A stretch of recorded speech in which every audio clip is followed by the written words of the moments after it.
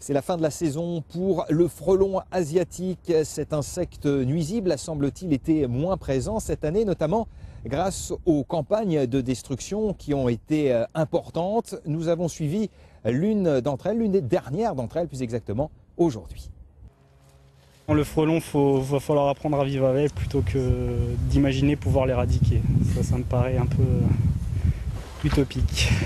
Aujourd'hui, Robin Azémar aura détruit une douzaine de nids. L'époque est propice, les feuilles sont tombées, en haut des arbres les nids apparaissent et les frelons s'activent avant l'hiver. Un coup de dioxyde de soufre et la plupart des individus meurent. Ceux qui survivent ne seront pas assez nombreux pour refonder une colonie. En plein été, on commence les journées à 18 h pour vous donner une idée, donc ça nous permet de faire 2-3 nids en plein été.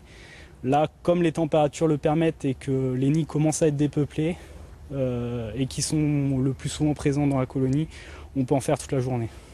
L'année dernière, 1500 nids avaient été éradiqués. Le Conseil général avait aussi lancé une campagne de formation au piégeage qui devrait être généralisée à l'ensemble du département, même s'il est encore trop tôt pour en mesurer l'impact. Les campagnes de piégeage, on n'a pas encore de retour par rapport à cette année. On attend en fait de corréler le nombre de fondatrices prises par rapport au nombre de nids dans la région où ont été effectués les piégeages. Donc ça, pour le moment, on n'a pas les informations.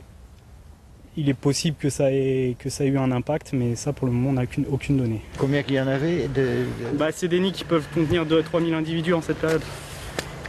En octobre dernier, le ministère de l'Agriculture a classé le frelon asiatique dans la longue liste des animaux nuisibles. Mais la bestiole continue inexorablement son invasion du continent européen.